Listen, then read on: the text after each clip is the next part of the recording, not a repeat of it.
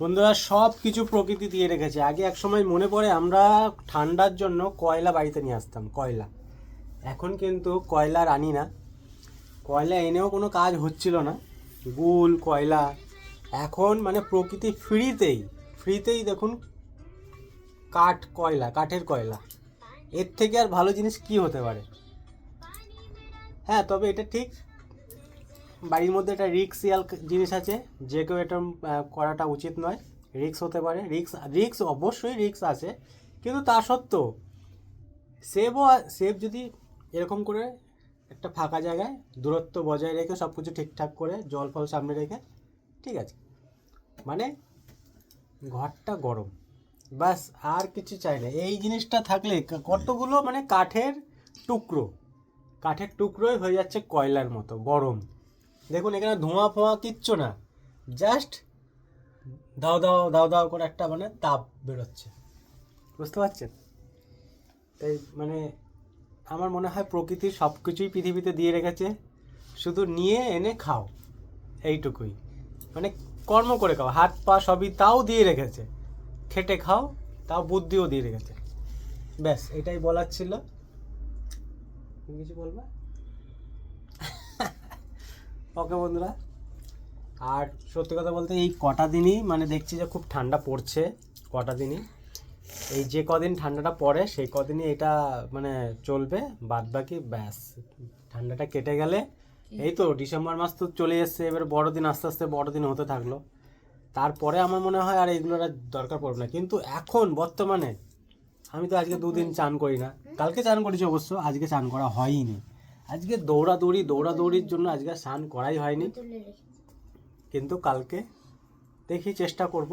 কিন্তু আজকে তো রোদ্দুরও সেরকম দেখলাম না, এরকম একটা ব্যাপার। তাও তোমরা স্নান করেছো। আমিও করেছি। আর স্নান করার যে টেকনিকটা তো আমরা বলেই দিয়েছিলাম, প্রথমে পা, তারপরে হাঁটু, তারপরে কোমর, তারপরে পেট, তারপরে বুক, তারপরে গলা, সবার লাস্টে মাথা। ততক্ষণে ব্রেন বুঝে যায় জলটা কতটা ঠান্ডা আছে। এরকম করে স্নান করলে পরে কিন্তু মানে ঠান্ডা লাগবে না, মনে হয় স্নান করছি কোনো ব্যাপারই না, এরকম একটা ব্যাপার, গরমকালের মতো মনে হবে। আমি এরকম করেই স্নান করি। আমি একদিনকে স্নান করে আমাকে বাবা জিজ্ঞেস করছে, হ্যাঁ তুই স্নান করলি কীভাবে? আমি বলছি কই, কোনো ব্যাপার না, তো টেকনিক আছে স্নান করার। স্নান করারও টেকনিক আছে? এত এত টেকনিক জানে, এত কিছু জানে, তাও 2 দিন ধরে স্নান করে না। হ্যাঁ, কালকে স্নান করেছি, আজকেই স্নান করা হয়নি শুধু, তাও আজকে একটু ব্যস্ততার কারণে করা হয়নি। ঠিক আছে, কালকে স্নান করেছিলে? কালকে স্নান করেছি, কালকে ওই যে 3টা রং করলাম না আলকাতরা দিয়ে, হ্যাঁ, আলকাতরা দিয়ে রং ফং ওইদিক এদিক গেলাম, বাকারিগুলো বানালাম। প্রত্যেক দিন সত্যি কথা কিছু না কিছু করতেই আছি, মানে সমস্যা। আর আমি আজকে থেকে না, এই জিনিসটা আমি অনেক দিন থেকেই আমার টার্গেট থাকেই এটা, প্রত্যেক দিন কিছু না কিছু নতুন কিছু করা, নতুন কিছু শেখা, নতুন কিছু মানে করা, মানে যেটা কাজ আর কি সেই কাজটা অন্তত ফোকাস রাখা। এই জিনিসগুলো আমি প্রত্যেক সময়টাই ট্রাই করি, সকাল সকাল ওঠার চেষ্টা করি, মানে যতটা আমার কাছ থেকে হয় আর কি ততটুকু আমি চেষ্টা করি আর কি। তারপরে উঠতে পারি না ঠান্ডায়। হ্যাঁ, পারি না, যেটা পারি না সেটা পারি না।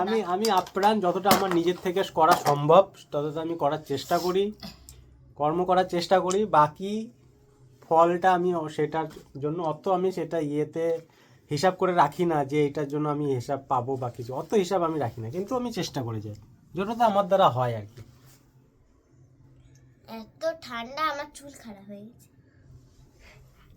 দেখতে পাচ্ছ ওদের চুলটা, আমার দেখো চুলটা যখন ছাড়লাম এত বড়, তখন এত বড়, এখন চুলটা বাঁধছি দেখো। ঠিক আছে, সন্ধ্যেবেলার কথাবার্তা আজকে এই পর্যন্তই। আশা করি আমার মনে হয় আর হবে না একদম ভিডিও, আবার হবে একদম কালকে সকালে। কালকে আবার নতুন কিছু, নতুন একটা সকাল, নতুন একটা দিন, দেখা যাক কি হয়, কিভাবে শুরু হয় দিনটা। ঠিক আছে, প্রত্যেকটা মানুষের দিন সমান যায় না, আপ ডাউন লেগেই থাকে। ঠিক আছে, কালকের দিনটা দেখা যাক কি হয়। জয় শ্রীকৃষ্ণ। শ্রীকৃষ্ণকে আমরা বিশ্বাস করি, প্রকৃতিকে বিশ্বাস করি, আর কি বলবো, প্রকৃতির নিয়মে চলি, অলরেডি তো নিয়মে চলছেই। টাটা বন্ধুরা, good night. Good night, happy Christmas, merry Christmas. Merry Christmas. Merry Christmas হবে এটা।